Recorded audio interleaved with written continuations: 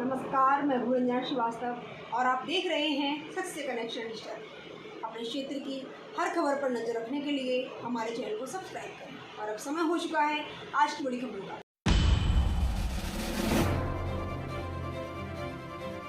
वीर भर्ती किए जाएंगे और अगले वर्ष ये संख्या 50,000 हो जाएगी।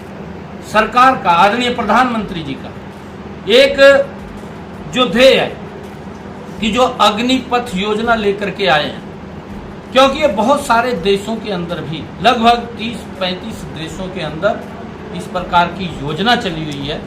अगर हम जापान का देखें, जापान के अंदर हर घर से ये उन्होंने मैंडेटरी किया है कि 3 साल 4 साल उन्होंने आर्मी के अंदर जरूरी लगाना है। हर घर से जापान की अपनी एक पॉलिसी है। इससे क्योंकि युवाओं का भी, उनका स्किल भी होगा, उनका उत्साह भी बढ़ेगा, उनका मनोबल भी बढ़ेगा।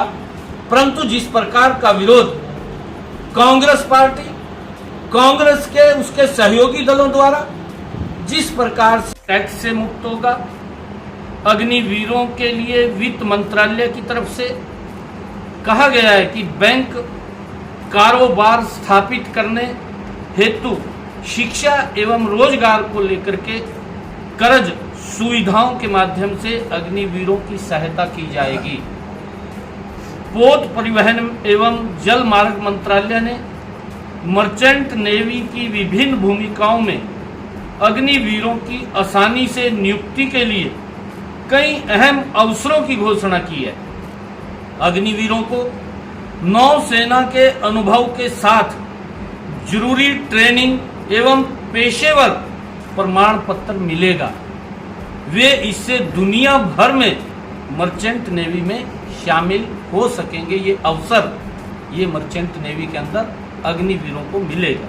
इसके अंदर 2014 से देश के लोकप्रिय प्रधानमंत्री आदरणीय नरेंद्र मोदी जी को इस देश की जनता ने आशीर्वाद दिया और तब से वो देश को उच्च मुकाम के ऊपर पहुंचाने के लिए काम कर रहे हैं।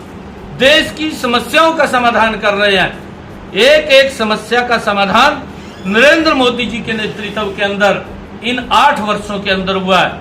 इन 8 वर्षों के अंदर कांग्रेस पार्टी और उसके सहयोगी दल लगातार हर चीज का विरोध करते रहे हैं। मैं आज आप लोगों के माध्यम से ये बताना चाहूंगा, मैं अपने क्षेत्र के लोगों को आज ये बताना चाहूंगा कि कांग्रेस पार्टी ने जो विरोध किया है, जो आदरणीय प्रधानमंत्री जी ने योजनाएं लागू की हैं। प्रधानमंत्री जी ने सबसे पहले किसानों के लिए फसल बीमा योजना लाई। मंत्रालय ने भारतीय सेना, भारतीय वायुसेना और भारतीय नौसेना में भर्ती के लिए नई प्रक्रिया अपनाई है। इस अग्निपथ नाम दिया गया है।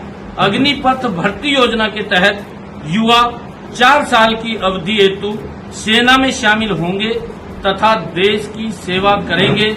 अग्निपथ योजना से रोजगार के अवसर भी बढ़ेंगे। जो सरकार ने निर्णय किया है कि वायुसेना के अग्निवीर योजना के तहत जो पंजीकरण चालू है 24/6/2022 से कुल अग्निवीर 3500 भर्ती होंगे। अब तक कुल पंजीकरण 57,000 का हो चुका है। ये स्नातक स्तर पर 3 वर्षीय विशेष तकनीकी शैक्षणिक पाठ्यक्रम शुरू करने का फैसला लिया है। हरियाणा के हमारे लोकप्रिय मुख्यमंत्री मनोहर लाल जी ने कहा कि केंद्र की अग्निपथ योजना के तहत सशस्त्र बलों में भर्ती होने वाले युवाओं को हरियाणा में सरकारी नौकरियों में वरीयता दी जाएगी। अग्निपथ के अंदर जो 4 साल हमारा युवा लगा करके आएगा, प्रदेश के लोकप्रिय मुख्यमंत्री मनोहर लाल जी ने कहा कि उनको प्राथमिकता के आधार के ऊपर हरियाणा सरकार में नौकरियां दी जाएंगी। नागरिक उड्डयन मंत्रालय ने कहा कि विभिन्न उपयोगों के लिए तकनीकी रूप से सक्षम अग्निशामकों को शामिल करने के प्रयास शुरू किए जाएंगे। युवाओं की तरफ से धन्यवाद करूंगा जो अग्निपथ योजना लेके आए। अग्निपथ योजना पूरे वर्ल्ड के अंदर आप जाके देखिए कंपलसरी है युवाओं के लिए। तो देखिए अमेरिका के अंदर, जापान के अंदर हर जगह पे कंपलसरी है। बहुत अच्छी स्कीम है और मैं युवाओं से कहूँगा किसी के बहकावे में ना आकर पहले उसकी स्टडी करें। आज कांग्रेस पार्टी का तो ग्रो करने का हमेशा रहा है, आपने देखा भी होगा। आप देखिए प्रदेश के अंदर किस प्रकार से क्या रिजल्ट आए हैं। अभी कांग्रेस पार्टी म्यूनसिपल काउंसिल के इलेक्शन में उन्होंने कहा हम सिंबल पर लड़ेंगे, पहले ही हार मान चुकी है। इस प्रकार से अभी बहुत सी योजनाओं के बारे में बड़े भाई नायब सिंह सैनी MP ने आपको बताया कितनी योजनाएं लेके, हर योजनाओं का कांग्रेस ने विरोध किया। लेकिन मैं चाहूँगा इसका बहुत बड़ी ये योजना लेके आए और सबसे बड़ी बात है 17.5 साल से लेकर 21.5 साल की उम्र तक 4 साल तक जो ये योजना है उसका आप देखिए उसको इनकम सोर्सेज कितने मिल रहे हैं। उसके बाद भी हरियाणा गवर्नमेंट के मुख्यमंत्री श्री मनोहर लाल जी ने बहुत बड़ा कहा कि इनको हम क्या जितनी भी हमारी भर्तियाँ होंगी उसके अंदर में रिजर्वेशन देंगे। पूरे हरियाणा प्रदेश के अंदर इसके हम कार्यक्रम करने जा रहे हैं। तो मैं एक बार फिर प्रधानमंत्री नरेंद्र मोदी जी का, प्रदेश के मुख्यमंत्री मनोहर लाल जी का दिल से धन्यवाद देता हूँ, जिन्होंने हमें 14 अगस्त में कार्य का समय दिया गया है। और बहुत बड़ा ये उन्होंने 14 अगस्त की छुट्टी भी रखी है। ये बहुत बड़ा काम प्रधानमंत्री ने किया है, क्योंकि मन के अंदर बहुत पीड़ा थी जो वहाँ से 1947 में तो भाजपा के टाइम पर वहाँ आए हैं। तो उन्होंने इस सपने को जो हमारे मन में इच्छा थी हमारे लोगों के, उसको साकार किया। इसके लिए हम इस कार्यक्रम को या तो पिपली में उस जगह देने जा रहे हैं या कुरुक्षेत्र मंडी में, क्योंकि जहाँ पर हमारा 25 एकड़ ज़मीन है, थोड़ा कच्चा एरिया है, उसको हम छोड़ के आए या पिपली में इसको बहुत बड़ा आगे बहुत बड़ा कार्यक्रम। प्रधानमंत्री नरेंद्र मोदी आएंगे या ऑनलाइन? देखिए आज प्रदेश के मुख्यमंत्री से मेरी बात हुई हुई, पड़ोसी के अंदर भी बात हुई थी, पहले भी चंडीगढ़ में मीटिंग हुई थी, लेकिन उसके अंदर ये बात आई थी कि बहुत जल्दी मैं प्रधानमंत्री ने ला के हमें दी है। तो मैं इसका युवाओं को स्वागत करेंगे और युवाओं से भी अनुरोध करूँगा कि जिस प्रकार से रेलगाड़ियाँ बसेस को, ये खुद की अपने देश की संपत्ति है, इसको नुकसान मत पहुँचाए। ये नुकसान अपना है, ये आपकी अपनी संपत्ति है। मैं उनसे यही विधायक जी इसके पीछे पहले आपने देखा कि हर योजना भी आदरणीय MP नायब सैनी जी ने बताई, हर योजना का विरोध करना कांग्रेस का काम है। और आज भी देखिए मैं बताऊँगा, दावे से कहूँगा कि मैं युवाओं से रिक्वेस्ट करूँगा कि ये जो संपत्ति है देश की, ये आपकी अपनी संपत्ति है, उसके आप मालिक हो। और ऐसा नुकसान करेंगे आप अपना खुद का नुकसान कर रहे हैं। तो उनसे अनुरोध करूँगा ऐसा देश में नुकसान नहीं होना चाहिए। उनसे मेरी हाजिर इस योजना के बारे में और हमसे इस योजना स्टडी करें, उसके बाद एक एक्शन करें।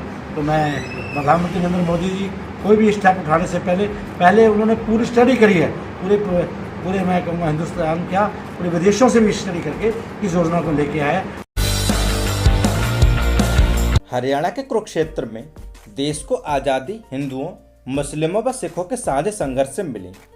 ये शब्द पूर्व सांसद व महिला समिति के राष्ट्रीय नेत्री सुभाषिनी अली ने डॉक्टर ओम प्रकाश ग्रेवाल अध्ययन संस्थान केंद्र में हरियाणा ज्ञान विज्ञान समिति कुरुक्षेत्र के द्वारा आयोजित किए गए आज़ादी की साझी विरासत और 75 वर्ष विषय पर आयोजित सेमिनार में कही। वहीं उन्होंने कहा कि आज़ादी के आंदोलन में 2 तरह की विचारधाराएं लड़ रही थीं, जिनमें एक विचारधारा क्रांतिकारियों की विचारधारा थी, जिसका नेतृत्व शहीद भगत सिंह व उनके क्रांतिकारी साथी कर रहे थे। दूसरी विचारधारा महात्मा गांधी के नेतृत्व में अहिंसा के मार्ग पर चलते हुए आज़ादी का संघर्ष लड़ रही थी। इन दोनों संघर्षों के खिलाफ अंग्रेजों की मदद के लिए घोर सांप्रदायिक विचारधाराएं भी थीं, जिनमें RSS, हिंदू महासभा व मुस्लिम लीग थी, जो संघर्ष को कमजोर करने के लिए लोगों को धर्म के आधार पर बांटकर लोगों की एकता को तोड़ने का काम कर रही थी। सच से कनेक्शन के लिए कुरुक्षेत्र से ठाकुर की रिपोर्ट।